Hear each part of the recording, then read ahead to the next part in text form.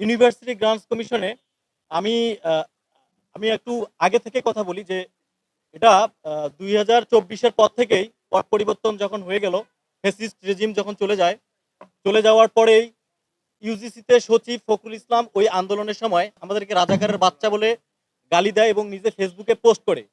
সে post করার পরেই আমরা তাকে অপসারণের জন্য অনেক কয়েকবার গিয়েছিলাম যে সে আমাদের রাজাকারের বাচ্চা বলে এই ইউজিসির মতো একটা গুরুত্বপূর্ণ জায়গায় সে বহাল তবিয়তে থাকবে। এটা ছাত্র জনতার সাথে বেইমানি করা ছাড়া কিছু না। তো সেই জায়গা থেকে আমরা বৈষম্যবিরোধী ছাত্র আন্দোলনের সেন্ট্রাল কমিটি থেকে কয়েকবার স্মারকলিপি জমা দিয়েছি। তাদের সঙ্গে কথা বলেছি। তারা আমাদেরকে অভয় দিয়েছিল যে আমরা তাকে দ্রুত সরাবো, অপসারণ করব। এই অপসারণের জন্য নানা ধরনের টালবাহানা তারা করে। তারা আমাদেরকে অনেক ধরনের সময় বেঁধে দেয়। কিন্তু আল্টিমেটলি ইউজিসি সচিব ফখরুল ইসলামকে তারা অপসারণ করতে পারেনি।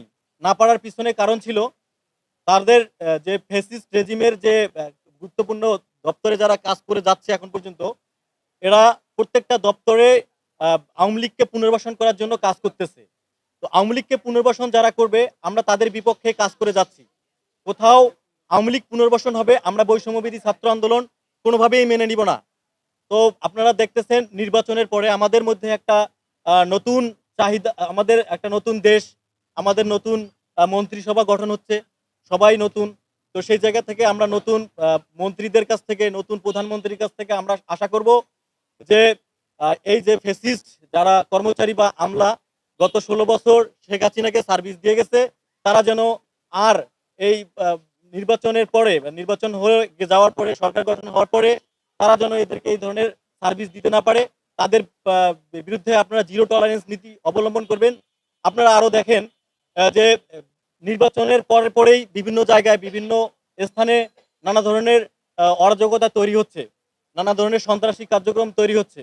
আপনারা এগুলো সব মিডিয়াতে এখন প্রচার হচ্ছে, সবাই দেখতেছে। তো এগুলোর পিছনে কারা মদদ দিচ্ছে সবাই আমরা জানি। যারা সুবিধা পার্টি ছিল গত ১৬ বছর, এই সুবিধা পার্টিগুলোই আহ, এই সুবিধা পার্টিগুলোই তারেক রহমানের দলে যুক্ত হয়ে, বিএনপির সাথে যুক্ত হয়ে, অ্যালাইন হয়ে তারা এই সুবিধাগুলো এখনো নেওয়ার চেষ্টা করতেছে। বিএনপির মতো একটা গুরুত্বপূর্ণ দলকে তারা ঢাল হিসেবে ব্যবহার করার চেষ্টা করতেছে। তো দেখবেন গত ১৬ বছরের আগে তারেক রহমান কি পরিমাণে কষ্ট নির্যাতন স্বীকার করেছে আমাদের জনগণ সবাই জানি যে সে কি পরিমাণে নির্যাতিত হয়েছিল। তারেক রহমান ভুলে গেল কিন্তু আমরা ভুলিনি তাদের নির্যাতনের কথা।